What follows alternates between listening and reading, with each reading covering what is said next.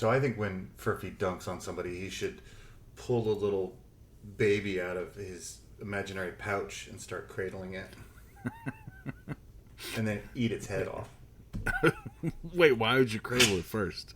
I don't know. Just be so people understand what's happening, you know. Okay. You just need to do that for a little bit, and after a while, they'll know.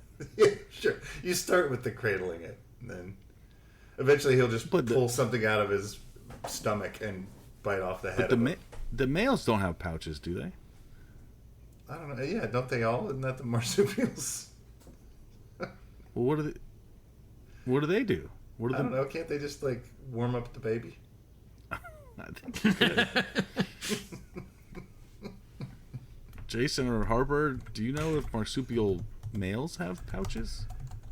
I did not think so. Think so? Well, then how? Okay, then how is a male koala a marsupial? I thought a marsupial defining attribute was its pouch. Well, I mean, it's how they raise their young. Are you not a human because you can't bear a child? Right, or lactate. Because I don't have a vagina. I'm not a human. Yes.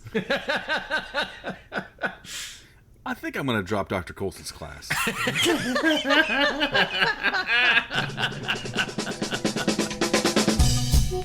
Yeah, so just prepare to... It'll be great. It'll be perfect. Yeah, so just prepare to... Y'all motherfuckers don't watch us play throughout the year, to tell you the truth. I'm gonna be real with you, and I don't care if I get fined.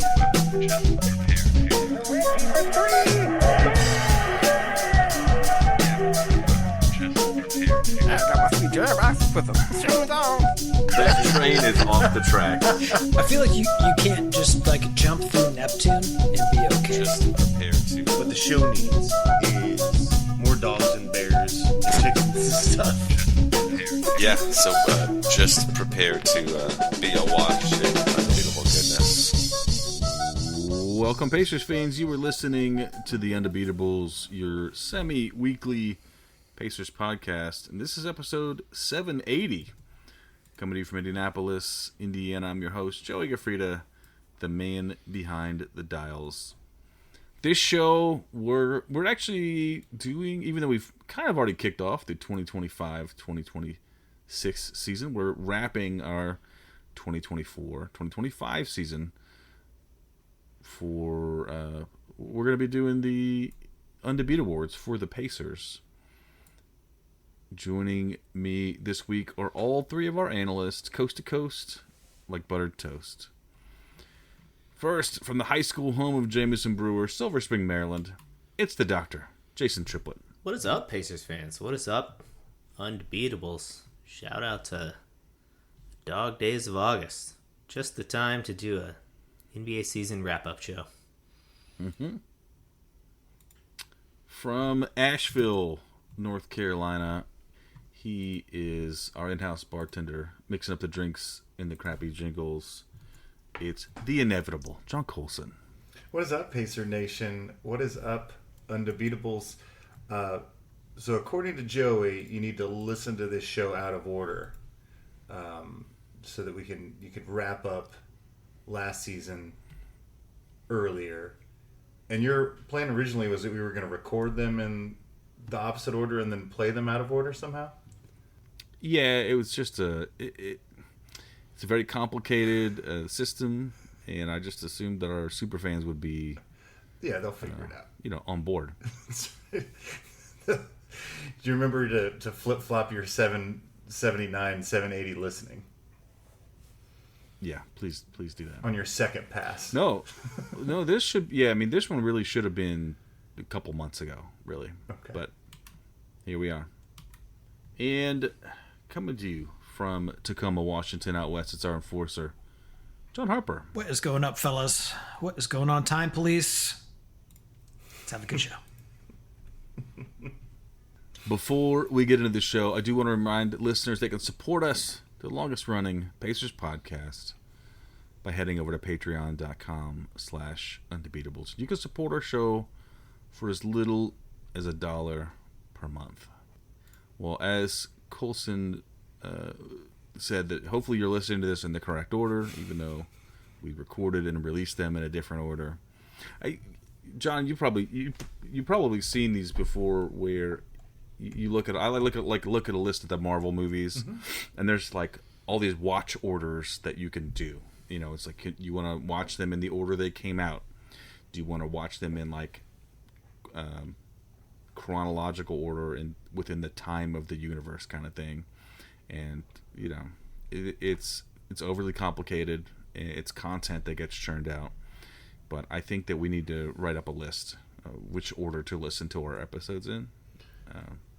So you're saying that it's just content for content creators, but that we should get involved? Yeah, of course. Okay. This is what we do. We just generate content from the heart. That's what we do. I do have personal thoughts on the Marvel order. If anybody needs to reach out, I'm happy to help. Okay. We'll talk offline. By the way, I saw a movie. Oh. I saw the Fantastic Four movie in the theaters, and I really enjoyed it. Really? Congratulations, sir. Yeah. I liked it a lot. I didn't know that a And then, good Fantastic Four movie was ever going to get made. Yeah, I thought it was very good. Not the best movie ever made, but it was enjoyable. Assuredly the best Fantastic Four movie ever made. Yes. Yeah, that is true. And then Friday night at home, we watched The Marvels. I had not seen that on the, at home streaming, and it was pretty good. There you go. So, boom! Just add 2 movies to my list that I've watched. So, do you have a rating system? Because so far I hear you enjoyed it, and then the other one was pretty good. Is it connected to stars or thumbs or? Yeah, I guess I haven't formalized it, but I enjoyed the Fantastic Four one better. There was some parts of the Marvels that I really enjoyed, and other parts that I enjoyed less. So, but I thought that the Fantastic Four one was very good, start to finish. But I also I'd read the Fantastic Four comics. I really liked the characters, so I was more familiar with all of them, and I was very excited for that one going in. But and it met your expectations. I like all the. Yeah, I would watch it again. Oh, wow!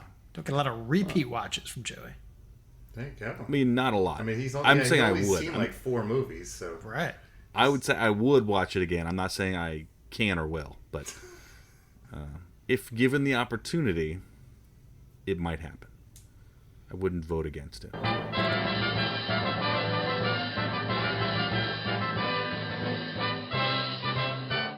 We do have one of our awards to hand out, I think. As I've called them, the Undebeatables Awards. We'll just make everybody else a winner. All right, team.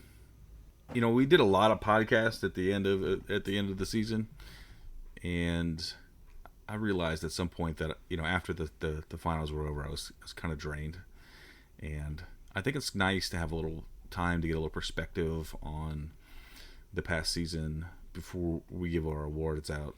And it's just so we do one for the team, we do one for the league, and we did do the league one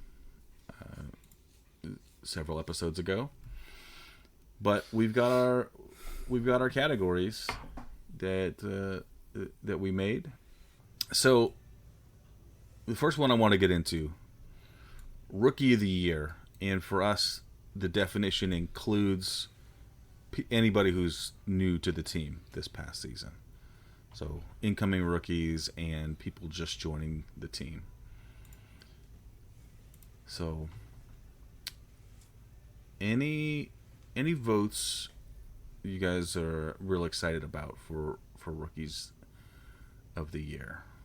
Not named the Carnivorous Marsupial. Johnny Furphy did not play much. Had a great mullet, though. Great mullet. His hair looks great, but he plays exclusively in garbage time. And then I don't know. we had a lot of returning players. Who else was new to the team? Yeah, I mean the name that jumps out to me is Thomas Bryant. Yeah, that's what I would go with Oh, as sure. well. Mid-season addition, and played a very valuable role on a Pacers team. Hit some key threes. Somehow he shot 32% from three, but every time he made one, it was huge. So, yeah, he had a PER of 17 for us. Pretty good. Solid. That's my answer as well. I mean, the guy came in with energy. He was professional. He played 15 minutes a night for us, really key minutes. So Yeah. we had Yeah. a huge glut of injured backup centers, and none of them could play, and so he stepped up, and it was great. So rookie of the year for me. The other name worth mentioning is in the same situation. Tony Bradley played some good minutes for us.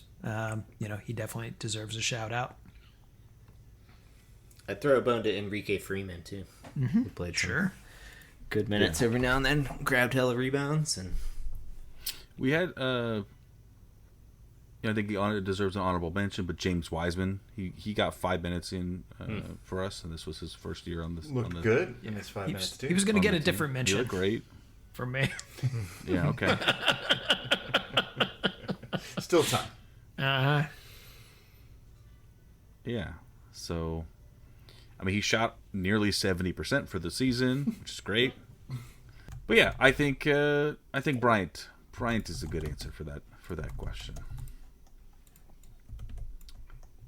All right. Moving on, most improved pacer. I think that the definition of this one too is a little loose. But Harper, who do you think is a good MIP for the 2024-2025 Pacers? I think this is a tough one. So many guys played so well over the course of the season. You could easily pick 5 different guys to win this award. For me, I think I'm gonna start in on Andrew Nembhard. I think that this was the year that he really cemented his name around the league as a guy that you do not want to be playing against on either side of the ball. Obviously, he's a great teammate and locker room guy. He does everything that you ask him to do on the court. He'll play when he's outsized. Just a really good guy to have on your team. And had a really good season. The previous year, he hits this monster shot in the playoffs, but really didn't have a terrific, regular season. This year, the numbers maybe don't jump off the page either during the regular season. 10 points, 5 assists, 3 boards. But defensively, he was just a monster. And without him, without Neesmith, we were just a totally different team in the early going. yeah. For that reason, I've got him penciled in for another award later. But I think, yeah, he's definitely up there. I would say the other guy you mentioned, Neesmith, also took a level, or went up a level. I mean, he only played 45 games this year because of injury. But obviously in the playoffs was a monster, playing defense against, everybody. And, making Jalen Brunson's life a living hell for 6 games. So I would give it to him. Yeah. What do you think, Colson? Yeah, I have those 2 names as well. It's funny. I was looking at the team's numbers from this year versus the previous year, and everybody had such great seasons 2 years ago when we sort of discovered all of these players, when they all sort of they were all revelations to us. And this season, it was people kind of settled into their roles, and no one had really like a breakout season. But I do think that Nembhard solidified that position as the the starting shooting guard in this league, another ball handler that goes along with Halliburton. It wasn't clear that he was going to keep that role, especially with the way that Mathurin had played. And then I think what pushed it over the line for me above Neesmith was that Nembhard's improvement within the season, in the postseason. His 3-point shooting almost doubled. And I think that you can look at what were the steps that this team made from the regular season to the postseason that got us to the finals, and I think that's one of the indicators is how well he shot the 3-point ball, and I think that's why I'm giving him the most improved. He's a clutch player and showed it. Yeah, those are all good dudes, and I would say, we haven't mentioned Halliburton much, and he's not my guy for this, but he had in many ways a worse season. He was playing through injury. This is during the regular season, of course, but his season I think was significantly worse. But in the long run, clearly he had a amazing run in the playoffs. But the season as a whole, I think TJ McConnell got people talking a lot about him, particularly in the playoffs. But we've seen him play. He did exactly what he does all the time, which is just do his thing. But I don't know. I think Neesmith and Nembhard both are I'm going to complicate the issue and give them a package. They're tied in this one. They're not tied so much as they they come together, So yeah. But those two guys, they held things together when otherwise we would have been lost, and they were the two players that I would calm, they would calm things down when things got out of line. Or in Neesmith's case, he would, he was like the fixer. You just come in and just, you're in New York and they need whatever, 15 points. He's like, yeah, whatever, I got this. So, those are my two for most improved pacer. I would give also a shout out to my guy Ben Mathurin, who I thought after a sort of sophomore slump, if you will, bounced back quite nicely and improved in a lot of ways. Most notably on the defensive end, I think. And he grabbed another board per game, upped his scoring, upped his 2-point percentage, but not his 3-point percentage. And I thought, his decision making got a little bit better, although the numbers don't exactly reflect that. But yeah, he had a game there was a Benedict Mathurin game in the finals. Mm-hmm. So that's a thing that happened. And Jarris Walker, I guess, needs to get a little bit of mention. Yeah, I mean, he's a serviceable NBA player now. So. Mm-hmm. I'm looking for his breakout season this coming season. Yeah. This time next year, I expect to be saying his name unequivocally. Moving on to sixth man of the year. I mean, for me, TJ McConnell is the guy to beat. We do have a good bench, but McConnell is the leader of the bench. So, any other names floating out there for sixth man? Obi Toppin. Obi Toppin. As I say, we got a lot of good guys. Like little Ben Shepherd. Yeah. I just love the way that was it the final game of the season, and it was Obi Toppin and then the third strings, and he just scored 35 points, and we got a 50th win out of that. Yeah, that was monster. Love Obi Toppin. And Jason, we watched the other Obi Toppin game earlier in the season at your house. Mm-hmm. It was against Minnesota, I think. Minnesota, yeah. Yeah, Just but went that bananas. was Yeah. yeah, he just went off, and it was amazing. Yeah, but no, I'm Love- with you. I love think it. it's TJ McConnell. I mean, Yeah. you know, the way that guy brings energy and changes the pace of games, and you know, he has a type of play named after him, basically. Like it's a thing that he does almost every game that gets us a free bucket, and it's Stealing the inbounds pass. Yeah. yeah, it's incredible. Yeah, and again, you know, numbers wise, he's not going to blow you off the page, and actually his numbers kind of dipped a little bit this year, but his effectiveness was no Yeah. And no just less.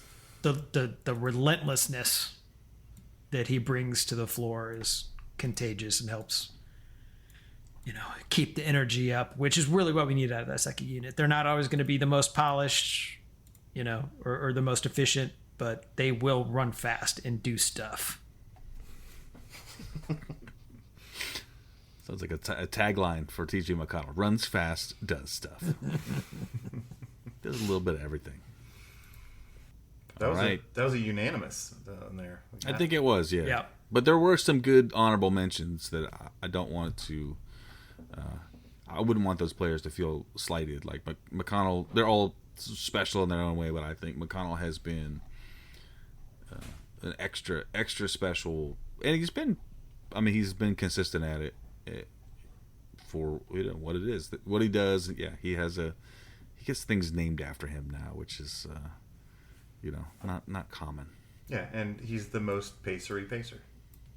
He is the most pacery pacer that's ever pacered, according to my records.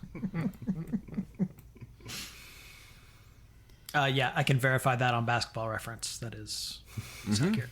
Yeah. Yes. Yeah, it's coming up. Actually, I just did Gemini, Bard, and ChatGPT. They all said that it's McConnell's the most pacery pacer Who's ever that's pacered? ever pacered. Okay. Yeah.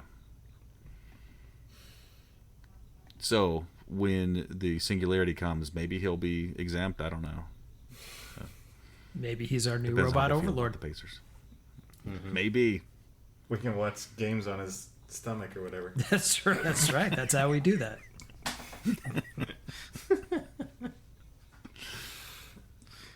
Next up, defensive player of the year, defensive pacer player of the year. How was our defense this year, guys? How did you feel about it? It was at times relentless. We usually let people score a lot of points, though. I say it was fast and we did stuff. How about that? Yeah, sure. Yeah, I mean the first 20 games of the season or whatever. I mean it was just atrocious. It was bottom 5 in the league, atrocious when we were without Neesmith and Nembhard for that extended period of time. After that, it went from god awful to serviceable to opportunistic to a legitimate part of a championship contender's repertoire. We saw a lot of growth there this year, and it was cool to see guys buy in and understand how important it is to the ultimate goals of the team. Yeah, I've been going back and watching highlights from the playoff run. There's some of these great, on the Pacers YouTube page. They have a great hour and a half long movie-esque thing or whatever. But it's surprising how many big plays throughout the playoffs were defensive plays, like guys getting chased down blocks or big steals in big moments, and they're getting big, just stops. We finished 13th in defensive rating, I think, in the NBA, which after our horrible start is quite incredible. Yeah, super good. And not to be a spoiler, but I think that's going to be a major part of our identity this season, is to be a mix-it-up defensive team, which is going to catch some people off guard, I think. That is our October surprise. Yes. Way to spoil Exactly. I alluded this earlier, but Nembhard's my guy. I mean, he's a beast. I love watching him play defense. Yeah, hard-nosed. Tough kid. And that's the thing, we've talked about it a bunch already this episode, but without Nemhard and Neesmith, this was an unwatchable defensive effort. I remember just being really disgusted by how poorly we were playing. And they came back, and not only with their individual skill, but they helped us forge an identity. We were a team that was just trying to outscore people the previous year. And, Carlisle was saying, the way that we're going to get better is play defense. But we weren't able to play good enough defense without Neesmith and Nemhard. And I'm going to give this to Neesmith just because he can play defend so many different positions. And, we usually give him the toughest wing to guard, and he just does it without, complaint. I just really thought we were incomplete enough defensively without both of those guys on the floor together that it's a split ski. It goes to the Knights who say knee. I think that the combination of two guys who can defend is what we lacked, and when we don't have both of them there, we're miserable. I can get behind that too. And sometimes in the playoffs, when Neesmith had been the primary wing defender, he came up with a little bit of an injury there, which he played through, but wasn't able to keep up with some of those guys. So Nemhard did it, and yeah, I mean both of them.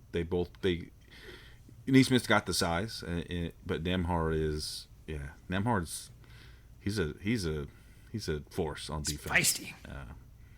He is, and it's feisty. Great to have that change of pace too, right? Like you got somebody like Brunson, you can't just he's going to start figuring guys out, right? Yeah, they'll figure you out, and they'll lose in 6 games. Like that's how they do. Exactly. Let's move on to Coach of the Year. And usually you'd think you know how this one's going to go, but we've had some years where, boy, who do we give it to the year New Nate was gone? It wasn't him. Was Boylan with us then? Don't know. No. I think we... did we give it to... LeBron? Yeah, we give it to Pop. And it just goes to El Jefe. As a career award, Coach of the Year. I'll throw. I'll go out on a limb here. Rick Carlisle. Hot take. I think is a good guy. I think this season, he has shown that he's been able to change his style, to get the best results and to fit the players, and recognizing that Halliburton and this team offensively were better when they called their own plays, just handed over the reins to the offense to Halliburton, because he's such a special player and he's better, able to produce better results than Carlisle could. And as a coach, like, hey, you want results, and it doesn't gotta be you. But if it's on your watch, I think that it's really cool to see a guy like, from that generation that has, really evolved with the game and changed up styles. And yeah, last year we were just like, we'll just run you out of the gym, and we did. But this year, we knew we needed something else, and yeah, like we added that defense, and the way that the team's evolved to be successful under his watch. And he doesn't do everything. He has a good staff around him. But at the helm, I couldn't ask for, at least this year, I don't think I could ask for much more out of a coach. Well, and just the way that he managed these playoffs. I mean, he kept talking about how long, these series were, and how, he was playing for the finals in the first round. I mean, it was so impressive to the way that he sort of managed not only each game but each series and the playoffs in general, and had the guys buying into, not getting too high and not getting too low, and how much harder it was going to get in the next game and the next round. And I just felt like our team was largely prepared for the stuff that was going to come to a really young team because of our coaching. Yeah. So he went from 16th in playoff wins as a coach all time, which is already pretty respectable, up to 10th this season with our 15-win run. He is now 11th all-time in regular season wins. What is that? 49 behind Rick Adelman for 10th right now.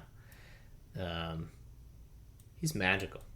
I mean, yeah, and I think, what you said, Colson, is the way that he managed expectation and prepared these guys and, worked the refs and does all the,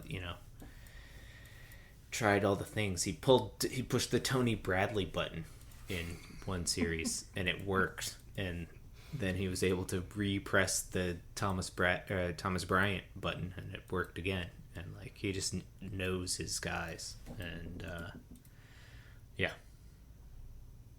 yeah, for sure, incredible job creating culture in a very difficult league to maintain culture and continuity in.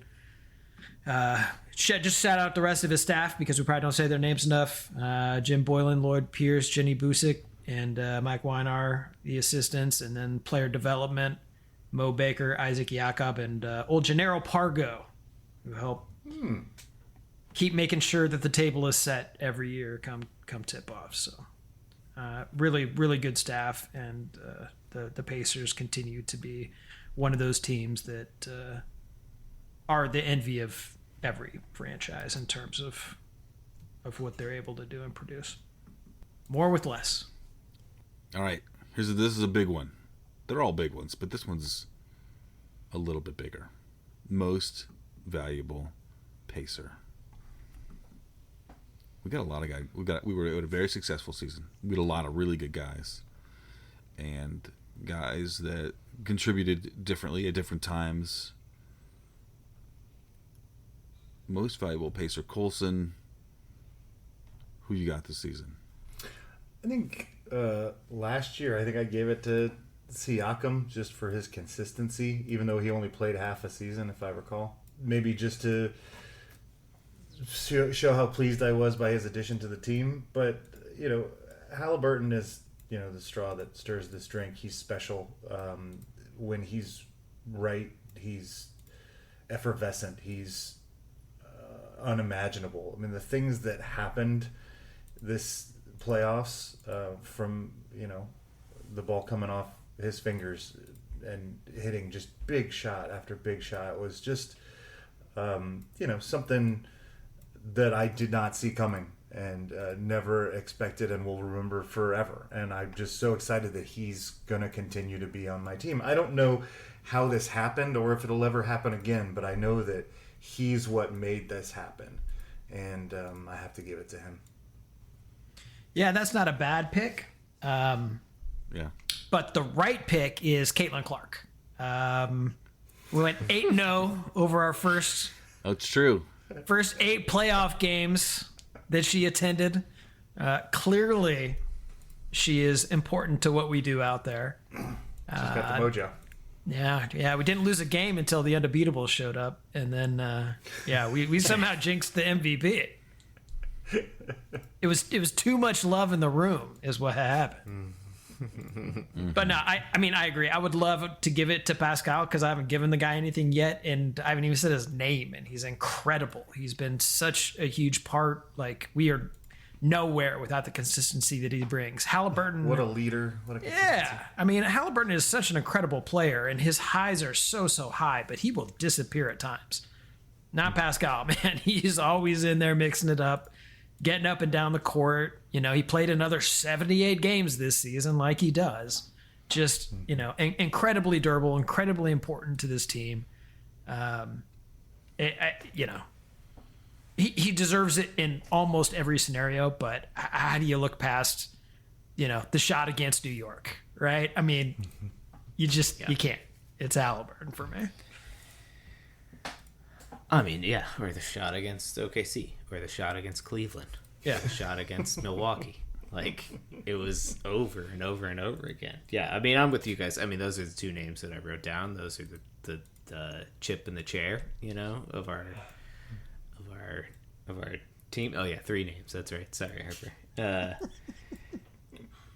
And so obviously, not having Halliburton this season is gonna totally suck. It's good. We're gonna be a different team. We're a different team without him. And when he doesn't show up, we're a different team, right? Mm-hmm.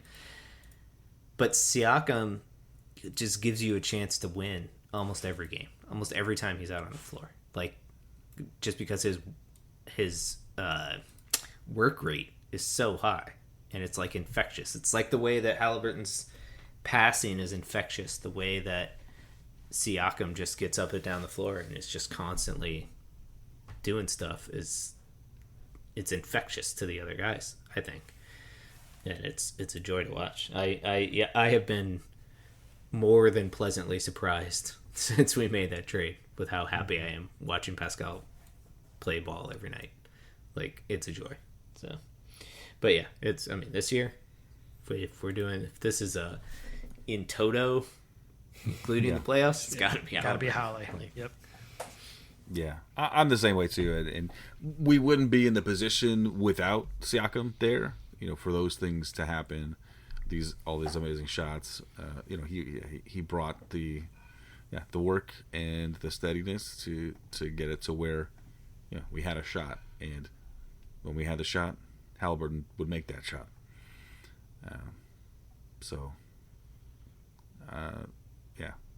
I'm with you guys.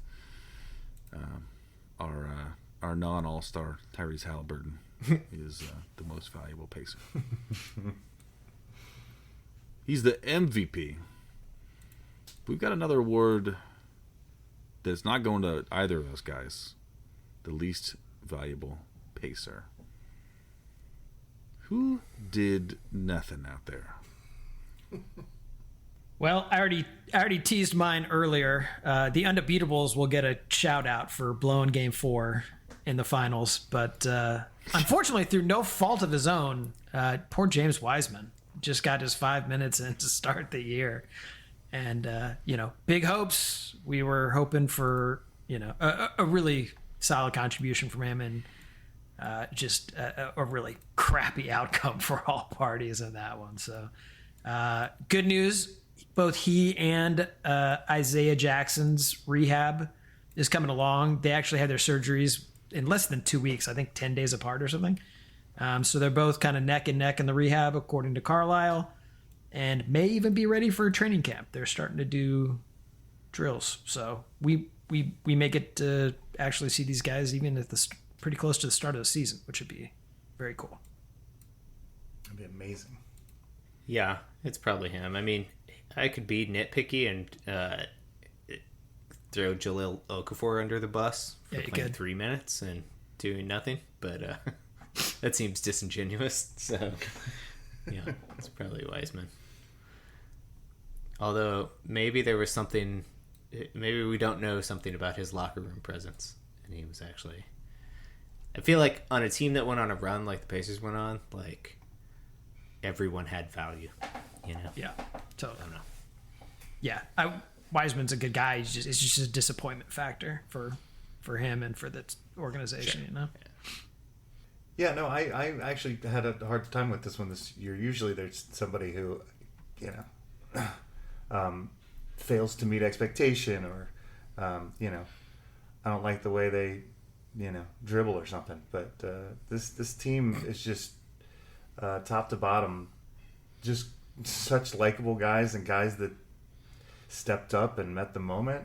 And I have trouble finding a least valuable player. Yeah, I think Wiseman's fine. Yeah, I would have liked to have seen some Furphy improvement this year, but he looked. You know what though? In the summer league, looked pretty good. Yeah. He's got to work on his marsupial celebrations, but That's right. That's right. Old drop bear, we called him. Yep. not fair. One other name that we can probably throw out there is Austin Brown from CAA Sports. Miles Turner's agent. Oh, Yeah. Whew. He's not my buddy. that No. that leads well into our next topic, the He Gone Award, in which we decide who we think is the least likely to be there.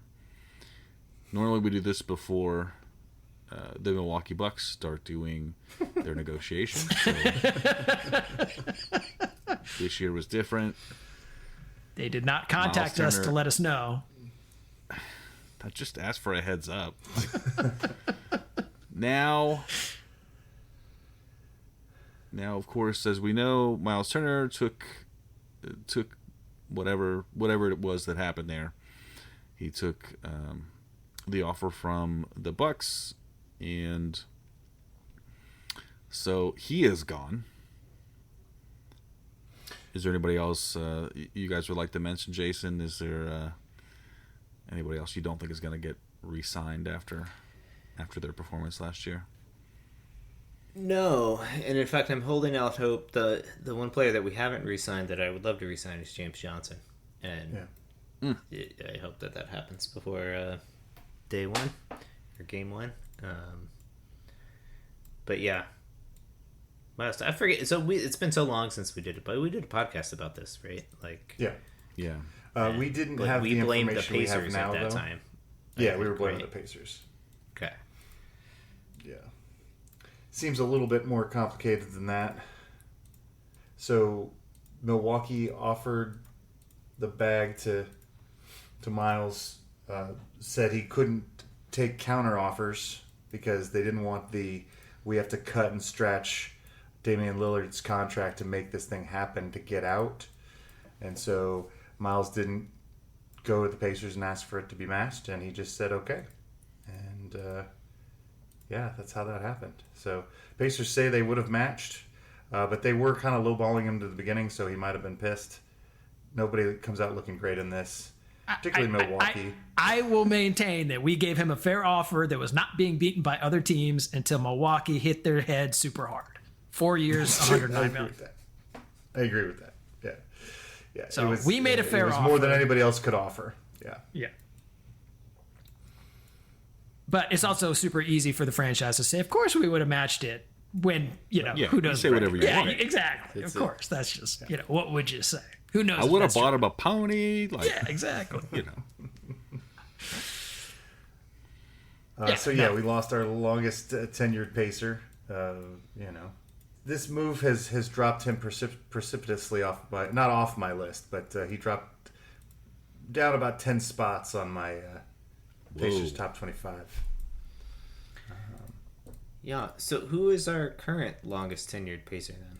Now that he's gone? McConnell. CJ McConnell. McConnell I think it's 6 years, I think. Yeah. going into his 7th year as a Pacer. The Great White Hope. So, All right. I mean, if you want someone to lead your culture, he's as good as any. So, Yeah. Miles did not do himself any favors on his contract negotiations in the finals. He did not have a very good finals. He played. what are you talking about? He just got a bunch of money. He played an incredibly important role in our run to the finals, but Yeah. I don't know if it was The Bucks one just was too stopped big for him. watching basketball after they were out of the playoffs. Like, this guy's amazing.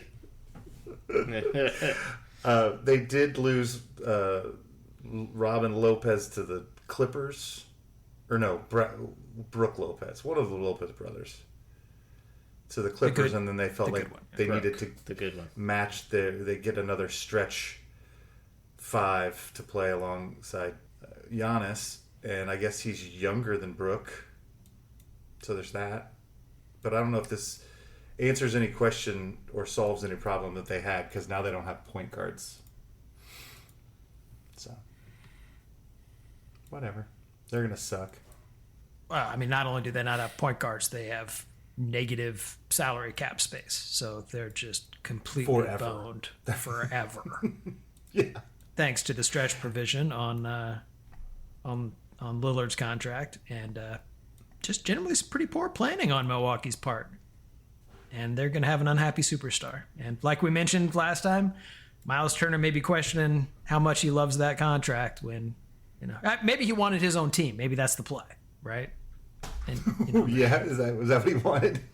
he might get it. He knew that he was just like, he was like 6 steps ahead. He was like, well, they're going to trade me to Milwaukee.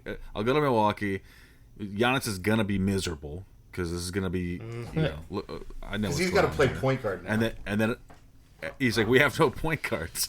This will be my team here in 2 years. This is great. This is how he's going to get his first All-Star game? Is that the plan? That's right. Because he'll be the only player on Milwaukee. And he'll still average 6 boards a game.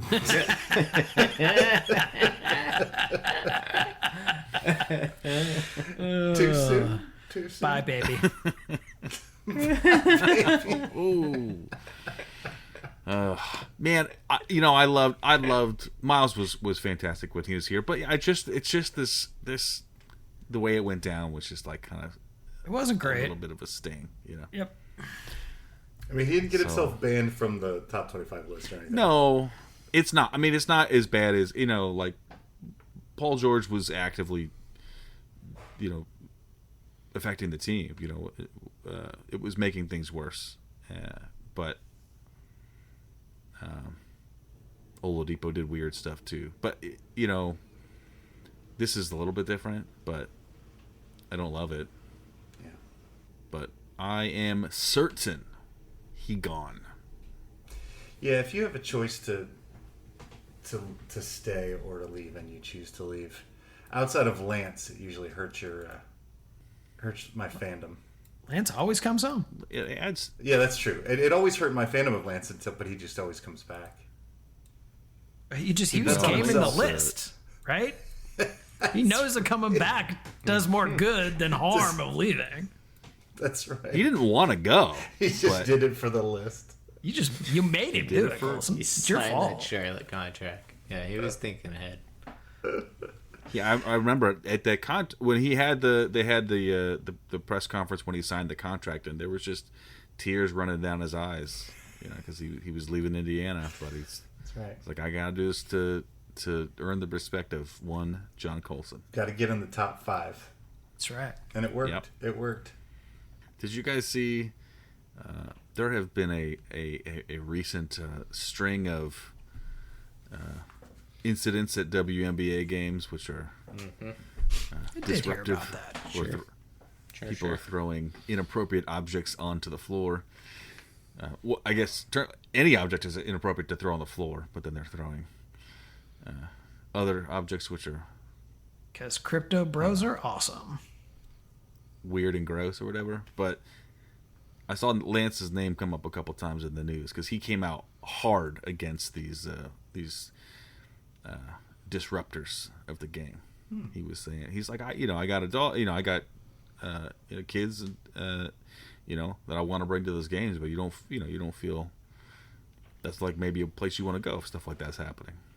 So To bump him Also, I up saw the list he's- a little bit more. Yeah, it might. yeah, Colson, does that help? Or Well, not? I mean, we might have to do an update on the list over the summer here. Lots have changed. Baby Al is no longer number 3. Woo! God. So he's number 2 now. Who's number 3? he's now number 1. With the benefit of hindsight.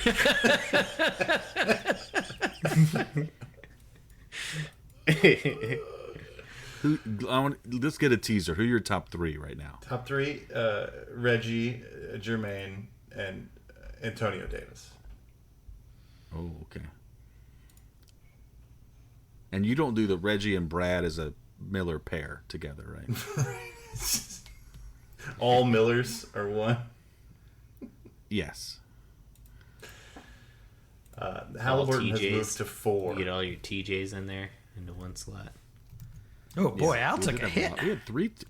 Well, so Al was 3 and AD was 4, but Halliburton moved to 4, AD moved up to 3, and then Baby Al moved behind Lance, so he's now at 6. Oh boy, it's a big drop. It is a big drop. Did you at least like tweet at him so he knows this is coming, or are you just breaking this live? I'm breaking it live. Breaking it live? All right. I'm sorry, baby. All right, I'm gonna play. We can close out. I got a quick game here, and I want a consensus vote from you guys. I'm gonna throw out 2 players, and you tell me who's the best one. Okay. Are there right answers? First one. Yeah, of course. Okay. Great. First one. Reggie Miller, Andre Miller. Reggie. Okay. Reggie. All right, guys.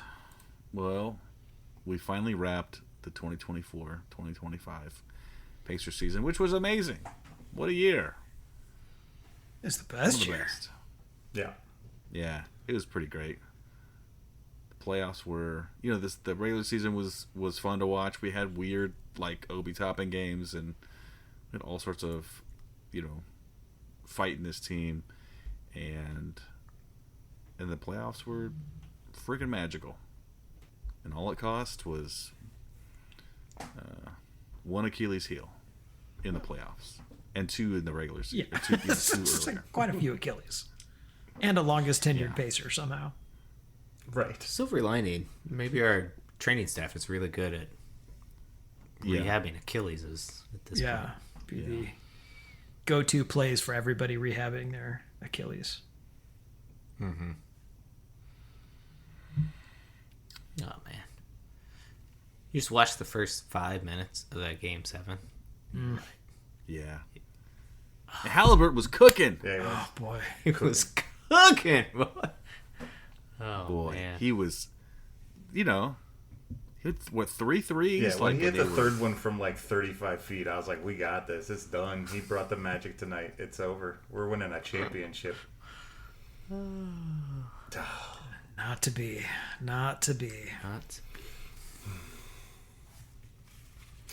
But we now are, we're in the summer season and, / off season. So we, of course, podcast on a less frequent schedule. And there's been a lot of stuff going on in our lives over the summer. So, it's been particularly quiet this year. But we'll be getting ready for the upcoming season here pretty soon. What do we do? The Western Conference preview. Even before where that player is at's coming up. Where that player at? So don't study anybody. When's the cutoff for that? Because I read all those transactions that happened. I read them when they happened. That's fine. When is the when's the last date that I can read basketball news about I don't think it's happening? you're allowed to read headlines, right? Yeah, it's a whole internet blackout starting in 2 weeks. Oh, okay. You just can't even be Just able- not allowed to use the internet at all. that's right. Yeah. It's really just I do a really lot good of for our work. mental health. So thank you for that. Yeah. I mean, I would be much happier, but I would not be able to do my job. Bad for my financial health. Maybe good for my mental health. Yeah. All right. Well, I'll see what I can do. Maybe I can put a content filter in that says just if all players are blocked. Maybe I can just do that. There you Also, go. no headlines. Political news is not helping me. Right. Environmental news has been kind of a bad. mess. Financial Jason, news. science is good. okay. Science is good, right? I mean, people are doing science as of now, and that part is good. Okay. Well, I'm going to cut you off at the end of your narrow statement, and so I can No just so I can further sleep tonight. questions. No further questions, Your Honor.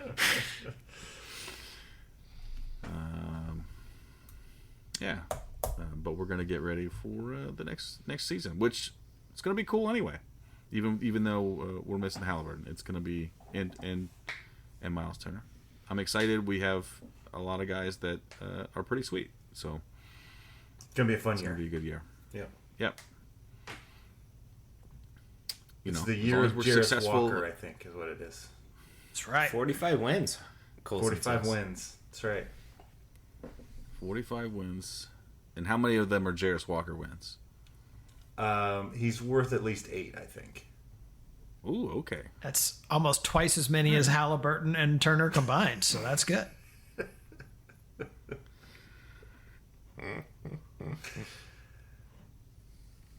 All right, team. Well, we'll be back with you sooner than you think. Until then, you can find us on the socials, as Coulson says. We are on Twitter at Undebeatables. We're on Facebook.com/The Undebeatables. Our website, TheUndebeatables.com. And there's merch there. We're going to get that revamped up here real soon, I would assume. And yeah, I think you're listening to this like after episode 729 or something. So you're about to get really good playoff coming up your way. It's gonna be fantastic. You're gonna love it. Are you gonna? I wonder on the website. I wonder if you could. I wonder if you could post this and backdate it. Oh, I can. Yeah, I can. I'm sure it's possible. We got this. Yeah, just leave it to Coulson. He'll figure it out. Sweet. But there's only spoiler alerts. It's like, you know, oh my goodness, what a mess. The whole system's out of whack. This multiverse is broken. We'll just start over. Let's start over. Let's start renumbering the shows starting the next show. Or start going backwards. You got it. You got to be in charge of this. There's going to be letters involved too. It'll be like episode 1A, I think is what we're going to start with. Oh, Lord. For the architect, Donnie Walsh, and our once and always Hall of Fame coach, Bobby Sick-Leonard. Turn out the lights, the party's over. Got a whole alphanumeric system. I like it. That's right. I want to see some Greek letters in there. Mm-hmm. Yeah. Some alphas. Emoji. Put those in there too. Male koala bears with pouches. I think that's what we're gonna. That's the first one. That'll be in place of a number. So you think that's going to be more like that's going to be like the sort of central thesis of our show now? You're going to put it at the beginning. It's like a prequel, right? Right. Yeah. We're going to record prequels. This is information that you need to know to understand the whole arc of the Undebeatables.